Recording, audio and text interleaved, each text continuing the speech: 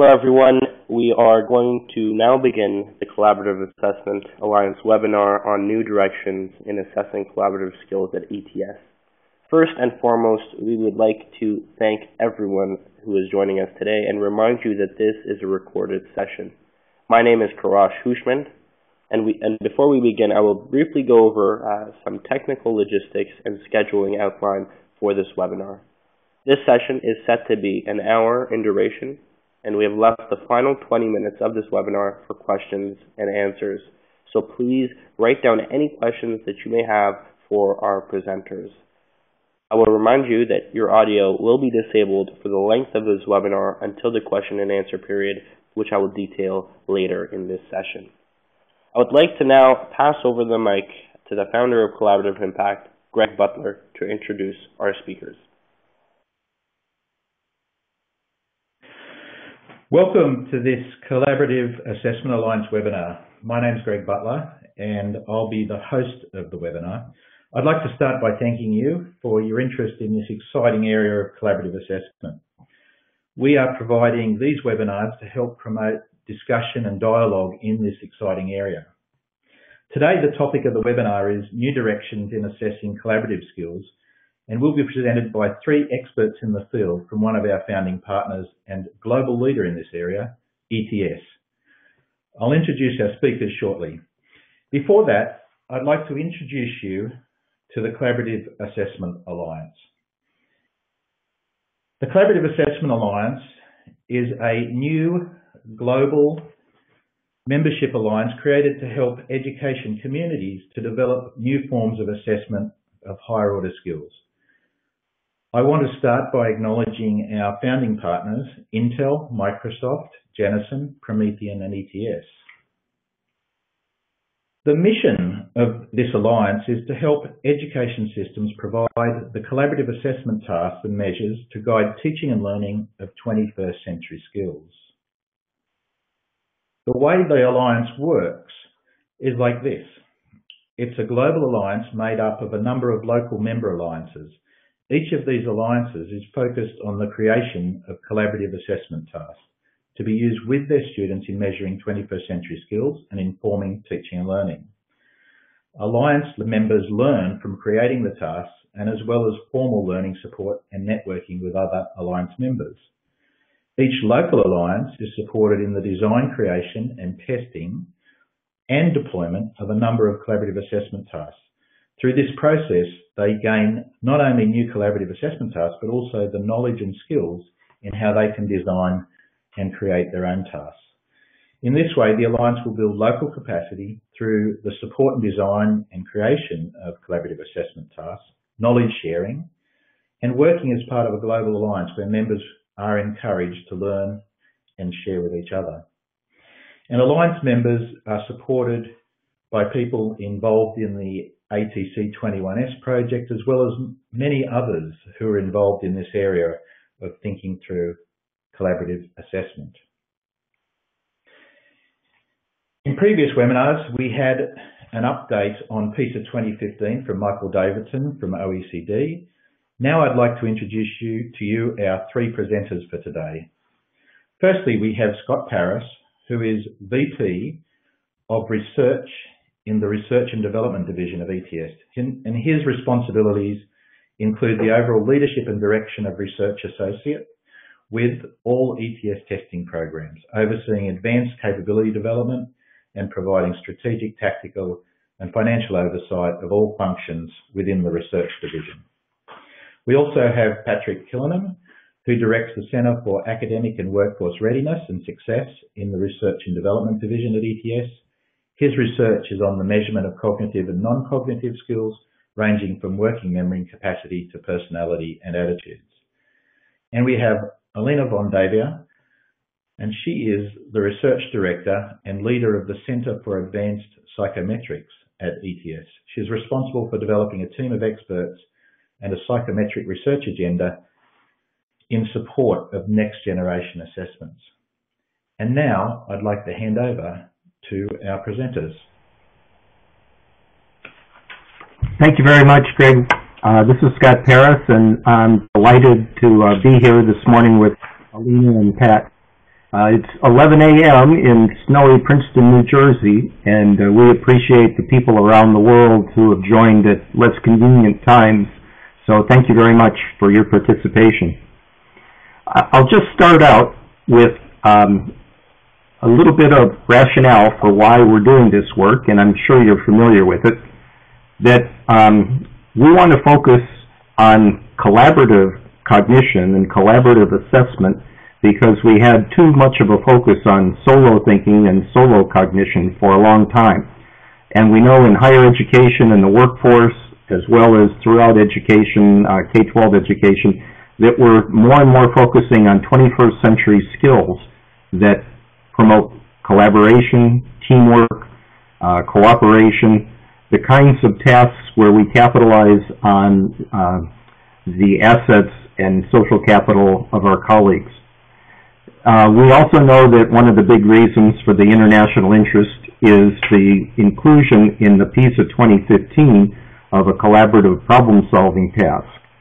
So as the countries that participate in these international assessments become more aware of the importance of collaborative problem-solving, we hope to see educational interventions and programs that are designed to promote teamwork and collaboration.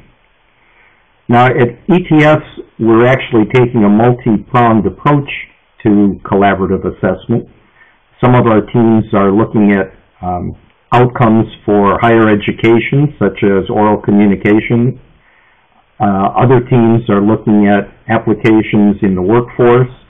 Others are looking at approaches that are appropriate for schools, teachers and students working together.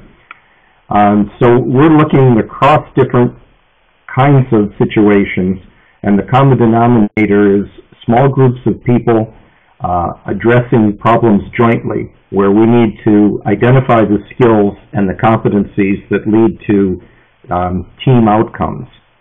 Now, because of these different competencies, we need to focus on construct definitions, and so some of our initial work is focusing on the particular kinds of constructs, such as oral communication, and then helping to design appropriate tasks using evidence-centered design that we do at ETS to figure out the kinds of evidence that would be provided by certain tasks that are germane to the construct. Now, in addition, we're trying to explore new ways to assess turn-taking, interactional competence, discourse analysis, and the different social moves that are involved in collaborative reasoning. Now, we're going to talk about some of those today, but in our immediate future, we know that these assessments will be implemented in the OECD 2015. We know that in the new K-12 assessments in America that are more and more governed by the Common Core state standards, we'll have collaborative tasks for science and language and communication. And in higher education, we're looking at student learning outcomes that focus on 21st century skills and collaborative reasoning. I'm going to turn this over to Pat now. Okay, so some preliminaries. One of the interests in collaboration is that collaboration can often improve performance, and one of our goals is to figure out exactly when that happens and the conditions or the circumstances under which we might be better off working alone. And if people do work better in certain circumstances, what is the explanation for why? Is it the learning better strategies, or does working together increase motivation? Working together doesn't always mean working more effectively, and that's because coordination can be difficult. Anyone who's watched people work together, including themselves, might notice that interpersonal conflicts come up, hurt feelings, and there's the phenomenon of social loafing with groups of 3 or more, where one of the participants, the group members, sits out on the sidelines and watches the other two do the work. There can be disagreements about goals and other distractions, such as off-topic conversations and other forms of time wasting. But the large goal of the assessment context is to figure out circumstances under which these kinds of things happen. I want to give you a framework now for how we're thinking about the assessment context, and we're going to very soon look at a couple of assessment environments, and our idea is that we can address a lot of issues by looking at these assessment environments. And so the framework here guides that enterprise. So we can think about participant background and task variables, process variables, and outcomes. For participant background, cognitive ability, personality, knowledge of the math or science content, social skills, male, female, experience levels in the content domain or with groups. And all of these kinds of background variables can be represented in a heterogeneous team of participants, that is, people who have different kinds of skills, different levels of skills, or in a homogeneous team where everyone more or less comes at a task with a similar kind of background. Task variables, we can think about well-defined tasks or ill-defined tasks. Ill-defined tasks tend to draw out the importance of some collaborative aspects, such as goal setting and planning, more than well-defined tasks do. Assigned roles. This comes out of the work on the jigsaw from Vanderbilt and is widely used in many different areas, where people are team members are specifically given background tasks and different background preparation. And when they meet together as a team, different people have different amounts of knowledge, and they have to share that knowledge in order to move forward. Other task variables are the content and then the cooperative versus competitive aspect of the team. Process variables, that we're doing a lot of work in this area where we're trying to figure out exactly what kinds of interaction variables to measure in the course of collaborative assessment. For example, turn-taking, the amount of participation, whether people personally acknowledge each other, the degree to which goal statements are uttered, or planning statements, the degree to which members of the group, members of the team, are monitoring what they're doing, are elaborating on what's said, are explaining or summarizing or questioning each other. Those typically are associated with good teamwork and more productive outcomes. Recognizing contradictions and understanding or learning effective problem-solving strategies. All of this is the kinds of things that can be measured during the process of collaborative problem-solving. And then we look at the outcome. On the outcome side, we look for both individual student learning outcomes, which we can assess, for example, with pre-post tests, for measuring content, measuring the knowledge about strategies, and measuring one's learning about collaboration itself. And also team outcomes, whether teams are learning about tasks and whether they're learning about good practices for working as a team and situational awareness of what the team is doing. And so with this, I will turn this back over, I'm going to turn it over to Alina. So today we will also present two examples. We will discuss a science assessment and an oral communication example. I will present the first and Scott will present the second one. And then Scott will also give an overview on some other projects that are taking place at this time at ETS. So the science assessment, what is it? It's an assessment of collaborative skills as well as of science skills.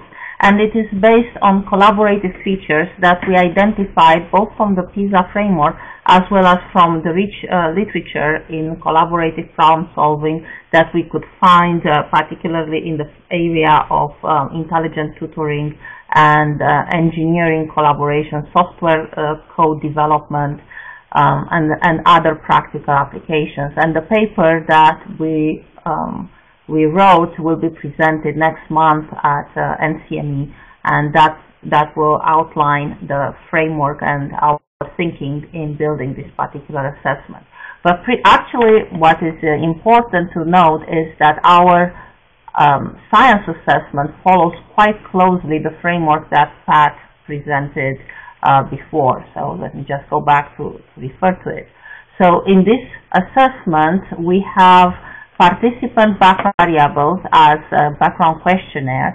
We have a personality test, and we also have a mediator that will address some of the process variables. So if you look on your screen, on your left side, we have this participant background variables for which we have specific tests.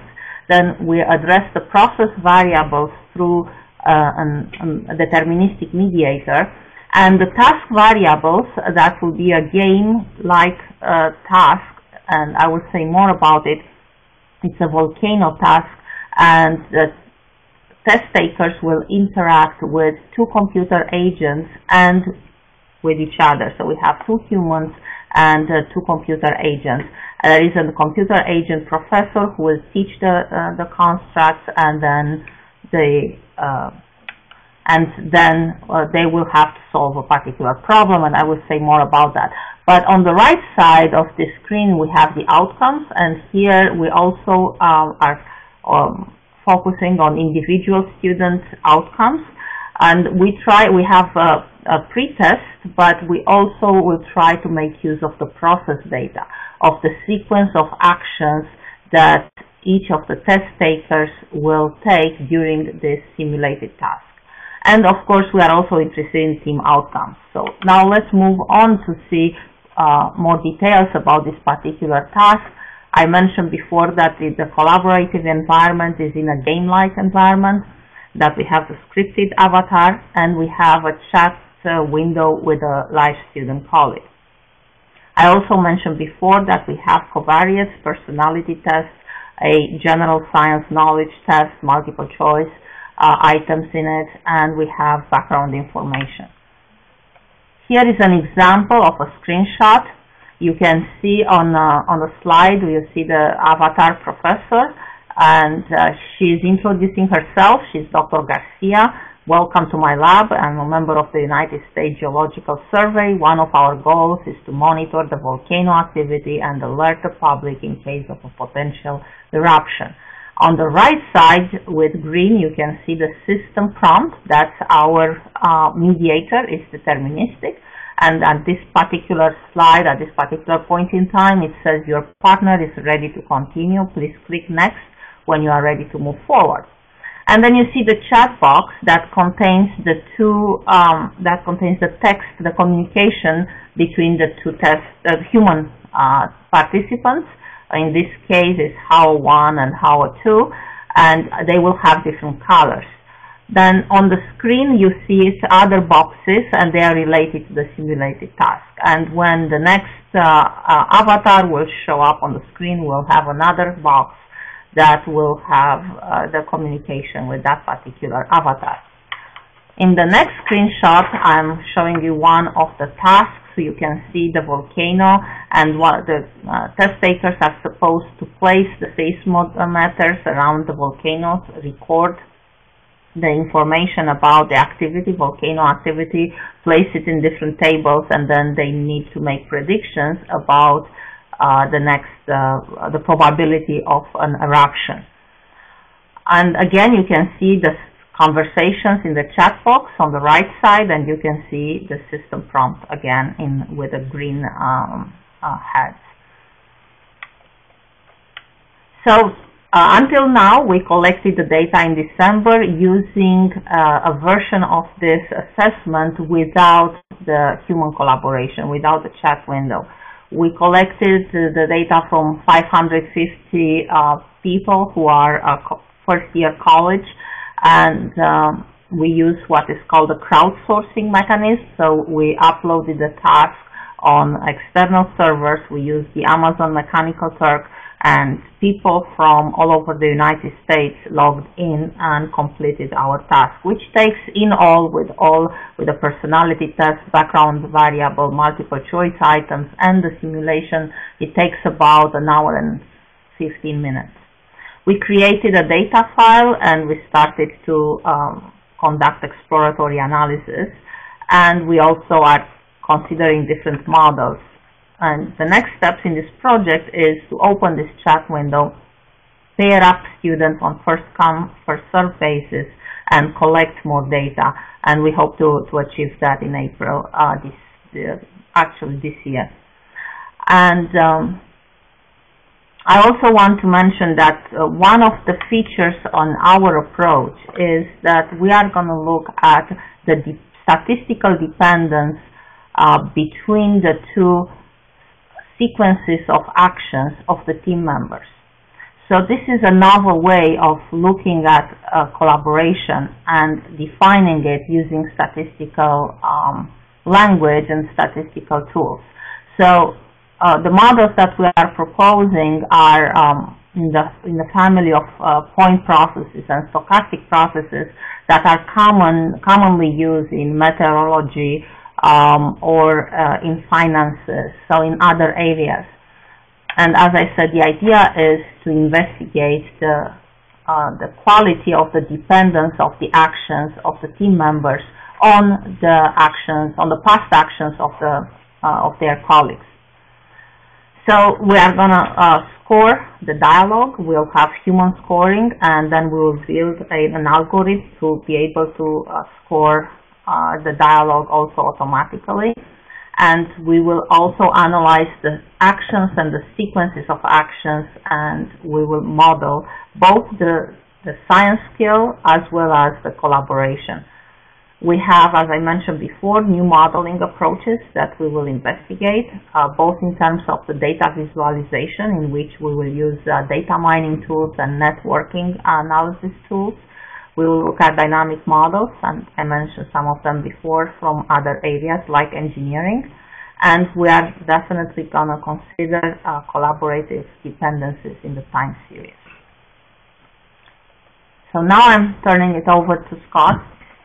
Thanks, Alina. I think that's an exciting way to look at the instructional interactions and discourse with teachers and students in science. I'm going to mention another approach that we've taken in terms of oral communication, and this is intended to look at the collaboration that students have when they work in small groups. The most obvious candidate here is as an outcome of higher education, where people are talking about student learning outcomes, and oral communication is always high on the priorities. Now, in our view, oral communication involves public speaking and presentation of content, which can be analyzed for accuracy and thoroughness and so on, but it also includes the ability to interact with others. So the group discussion, the sensitivity to an audience, the turn-taking, the reciprocal comments that go on in a group discussion or group problem solving are a focus of the analysis as well. So we want to look at both the content and the quality of the presentation with explicit exploration of the different ways to measure the collaboration. Now, in some of our beginning tasks, our researchers have looked at known rhetorical structures such as explanation or argument or persuasion. And one of the reasons for doing that is to capitalize on the ETS automated scoring for written text that have a structure of explanation or argument or persuasion. So we're trying to see if our discourse analysis can capitalize on some of the features of automated scoring for similar kinds of rhetorical devices. The problems of automated scoring, as you can imagine, are numerous. So we have some researchers working on automatic speech recognition, which is not impossible if speakers take turns, but difficult if their speech overlaps. And we're looking then beyond the capture of speech to then look at the quality of the discourse and the nature of the turn taking. Now, just to give you an idea of the kinds of tasks that our researchers have used, we're usually looking at a small group of people, 3 to 5, engaged in these discussions to argue or present or explain a typical issue. For example, we have one set of avatars and a student who are immersed in a virtual environment of a school library, and they're given a problem to solve, such as should your community do more to monitor safety or to recycle things. And so the problem is given to the group. The avatars are the agents that are involved in the group discussion, and we can have several participants behind that kind of a virtual environment. Now, our researchers have looked at avatars versus real people, and they have a slight preference for displaying actual people instead of the avatars for some of their work. So in one situation, they have 3 different people. They can be located anywhere, and they are engaged in a discussion that is monitored by a moderator who makes sure that one person doesn't monopolize the conversation. Now, it turns out that that moderator's role is not as necessary because the adult students in our preliminary work have been pretty good about taking turns and not overlapping in the speech. But as they're given a particular topic to discuss, explain, argue, resolve, we try and also look at their turn-taking, appropriate comments, and their interactional competence. This screenshot basically shows the Skype arrangement where 3 participants are displayed above and the moderator is displayed below. And one of the advantages of this situation is that each of the participants can see the facial gestures and the visual gaze of the participants. And they report that that's a distinct advantage reported by the pilot subjects over the avatars. So that's one reason they preferred the Skype arrangement with looking at actual faces when they were examining the patterns of oral communication. Now, to date, the team has tried out several different kinds of technology. So they've tried webinars, they've tried Skype, they've tried avatars, they've tried real people, and at least preliminarily they like the Skype technology with real people that can view each other during the discussion. That's based on informal reports and surveys of the participants after their interactions. We've got a number of analyses planned, and those, again, focus on the content of the discourse, so the explanations and arguments, whether they're organized and coherent, whether they're responsive and sensitive to other people's points of view. And we then look at the sequential moves and how each participant reacts to the other person's comments. As Alina pointed out, one of the challenges is to try and figure out how to analyze this complex data. And we're beginning to look at sequential analysis, such as how person A affects person B's comments, who then in turn affects person A again. And so the bootstrapping or reciprocal kinds of influence among speakers in a sequence is one form of analysis. A slightly different one is a social network, and this looks at the frequency and the quality of the discussions among different pairs within the small group. And certainly the content analysis has to complement the discourse analysis. We're looking at various background characteristics, as Pat pointed out in the overall design. We need to look at language fluency, L1 or L2 for multilingual speakers. We need to look at personality, age, gender, the kinds of dynamics that may promote some people speaking more than others. So this just gives you a little glimpse of a science lesson in the classroom and of an oral discussion among adults in a Skype environment that are examples of the kinds of tasks that we're exploring, some of the problems that we've encountered with the capture of the data, certainly the complexity of data analysis, but we have several different teams at ETS that are working on these things, and we find that there's a lot of excitement about sharing different ideas about technological methods, about different forms of data analysis. And so as we define these constructs and begin these pilot studies, we're learning more and more about how we can begin to assess collaboration. And as I mentioned before, we are also looking into different ways of analyzing the rich type of data that we are collecting through this new type of task. Because this definitely is more than a paper and pencil type of assessment. We are able to collect time. We are able to collect a lot of additional information that was not available previously. And in this context, we are looking, as I mentioned before, dynamic models, time series, and we are using NLP techniques to help us score this type of actions. At this point, we are also learning lessons on what it takes to scale up an assessment that would include a collaborative component. For example, from the Amazon Turk experience, it was quite interesting to make several servers talk to each other to make sure that a channel will stay open when one person drops because of some technical issues, and then the person tries to come into the discussion again.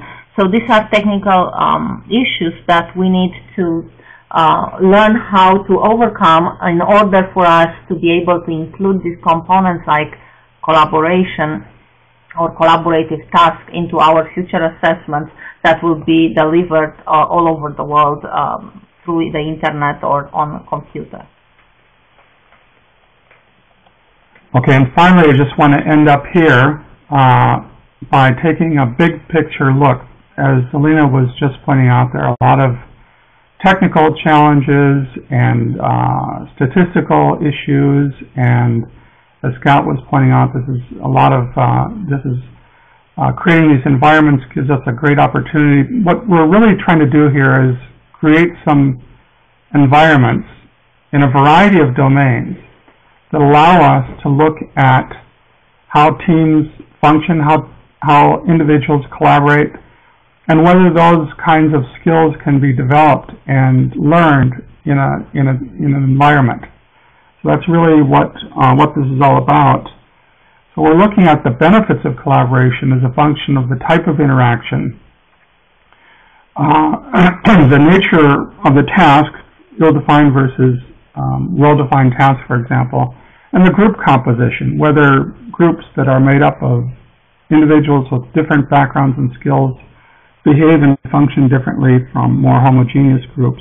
We're looking at both individual team outcomes and also on process measures, a variety of different process measures. And the real question is, do some teams work well, and whether that's a task-specific issue or whether there are teams who function well across many different kinds of tasks.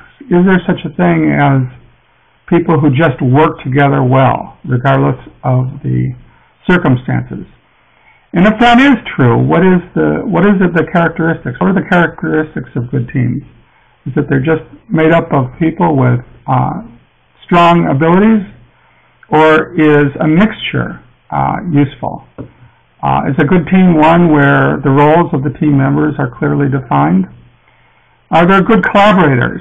Are there some people who just make good team members?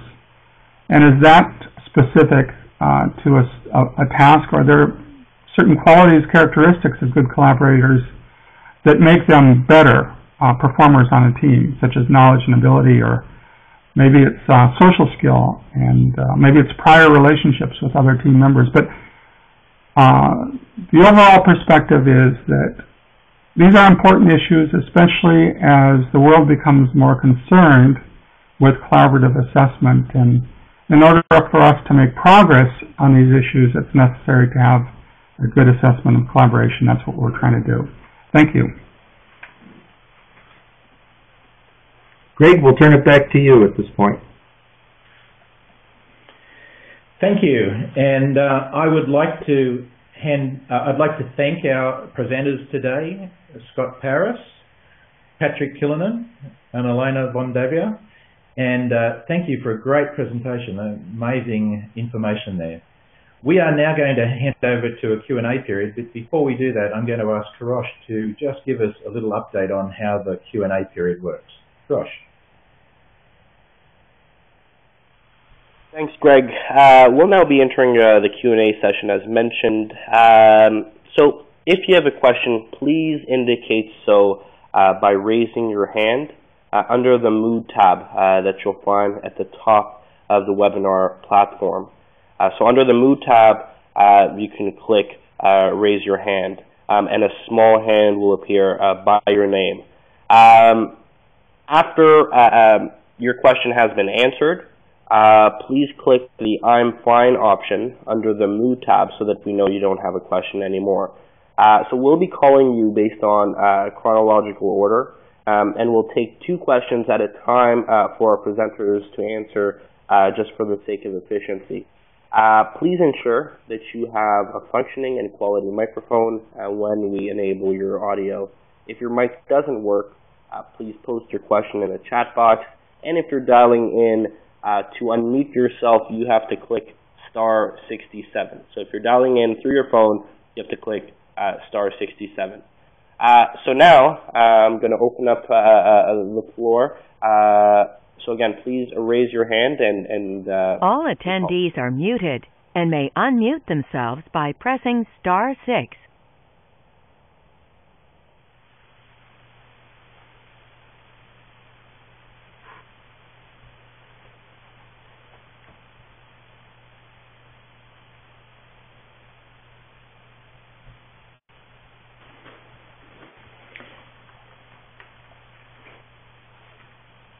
So we'll just wait a moment to find any questions.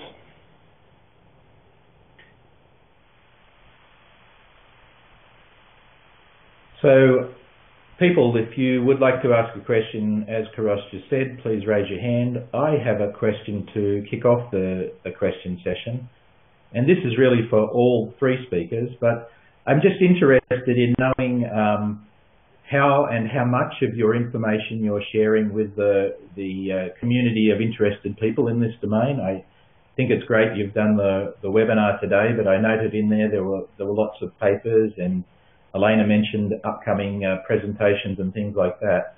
Are you putting this information out broadly to the community, and how are you putting it out to the community? We're just beginning to do that, Greg.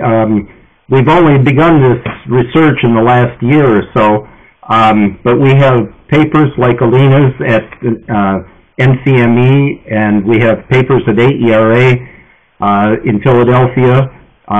We're hoping to present similar ideas at other conferences this year, but we're just beginning to do this. We've talked about creating an archive for some of the papers and perhaps a website in the future. We're certainly happy to share those documents with people. That's great to hear, and so I think there's going to be probably a wealth of information that people can draw on out of the research that you're doing.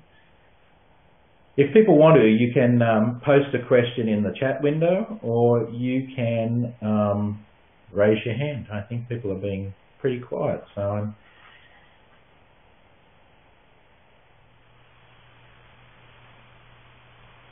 I'm interested. I'm going to ask another question then, because this stuff I find really interesting. But one of the examples you used Skype, and so was that you were using Skype as a sort of a platform and then building your assessment into Skype? I know it's a pretty tactical question, but I'm interested in knowing how you made that work. I didn't hear that very well. The question was whether the assessment is built into the platform or whether it's a standalone. The answer is both. So we have both pre-tests and post-tests, and then we have built-in assessments, pretty much along the lines of how we laid it out in that overall framework chapter, or PowerPoint slide. And what I think the challenge, the pre-post we know how to do real well. We've done every evaluation study, that everyone's done. We know how to do that. The process measures, I think, are much more challenging. We can collect the information. We're not sure exactly how to analyze the information. And so I think that's one of the major challenges we face right now. Greg, I see 2 questions in the chat box. Should we answer those? I see 2 questions here. I'll read them just so people are aware of their questions. The first one is from Claudia Bickford-Smith from the United Kingdom. Thank you, Claudia. And the question is ETS intending to publish collaborative testing in languages other than English? If not, how would ETS really be able to assess skills when L2 learners might struggle with the complex scenarios? And then the second question is from Michael O'Leary in Ireland, and his question is, can you say something more about the plans for collaborative assessment in PISA 2015? So I'll hand those questions over to you now. Well, I'll take the first from Claudia in the UK. We're definitely interested in looking at languages beyond English in the future, but at least initially, we're simply going to look at collaborative assessments in English. I think the difficulties when the first language isn't English is really an educationally relevant issue, and a lot of our work focuses on assessing and helping students improve when their first language isn't English. But we're just beginning this work, and that's several years down the road. We're hoping that other people can use some of our work and do similar studies in other native languages. I'll take the PISA question. Last month, Michael Davidson from OECD did a great job on this webinar, on a Collaborative Assessment Alliance webinar, reviewing the plans for PISA 2015. And if that information is posted somewhere, it might be a great resource to take a look at. But just to summarize, PISA 2015 is going into the field next month with the pilot test, the collaborative assessment pilot test, and then in 2015 we'll be testing for the main study. The PISA 2015 collaborative assessment will be with a scripted agent. The collaborator will be a scripted agent that appears on the computer screen. And so it's a little different from what Alina showed, where you have a live person at the other end. Alina's task actually combined both the scripted agent and the live individual. And PISA 2015 won't have that live individual, but it will have the scripted individual for collaboration. Can I add a little bit onto that, because Michael Leary posted a second part, and how is that work in PISA connected to the ETS work, which you've sort of summarised, I think, but if you want to add any extra comments on that.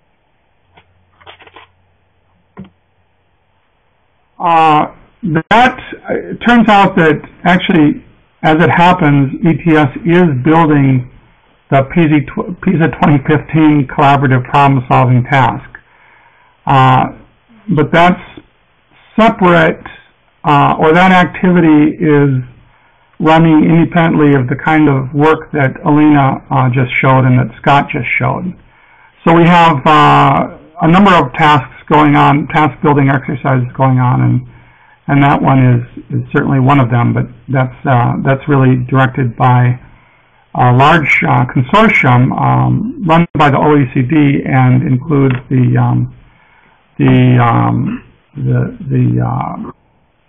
framework committee setting the guidelines for how that's actually organized, and ETS is just developing what the framework committee is specifying. Great. We have another... I will try to answer another... Okay. Sorry, Alina. You go. Well, one of the questions was, do you consider the frequencies or experience of the team working together? And in one of our projects, yes, we are. It's a project in which we are going to look at social network analysis and nested types of analysis. And yes, this will be one of the predictors that we are going to investigate. Great. So, are there any more questions before we conclude this webinar? I just want to give people a chance to ask questions if they have questions. And okay. All right then, if there's no more questions, then I think we'll move on. And thanks, folks. Oh, hold on, there's one more question, which I'll quickly ask you guys. It's from Claudia Bickford-Smith again in the United Kingdom. How will governments respond to PISA if testing is only in English? Well, the PISA is going to be in the native language. I think it's going to be in 66 different languages. So that's not an issue for PISA. Okay. And that language of testing is negotiated with all the countries, and it's determined which is most appropriate language. Great. Okay, thanks for that. Well, thanks for those questions. Let's move on, and I'd like to thank our presenters for such an informative presentation on this area of collaborative assessment. Thank you, Scott, Patrick and Alina, for presenting to us today. We appreciate that greatly. You're welcome. Thanks for the opportunity to share. Good. What I'd like to also do is remind you of the follow-up from this seminar. So this seminar has been recorded, so you can share it with your colleagues, and we'll send out a link to you so you can do that. We'll follow up with an email with the link, and we'll try, if it's okay with Scott, Patrick and Alina, we'll include the PowerPoint presentation in that communication to you, so if people want to review the slides. And we'll also send some information about the Collaborative Assessment Alliance. If you want to learn more about ETS, of course their website is www.ets.org. And if you want to learn more about the Collaborative Assessment Alliance, our website is caa21.org. So there's some follow-up actions for you there if you want to follow up and get more information. And I'd like to finish this webinar by thanking you for joining the Collaborative Assessment Alliance webinar, this time on the work that ETS is doing on collaborative assessment. I also want to again thank our founding partners who support this work, and that's ETS, Intel, Janison, Microsoft, and Promethean. And we will now finalise this webinar. So thanks again for your participation. We appreciate you taking the time, and hopefully this information was of value to you. Thanks a lot and good day.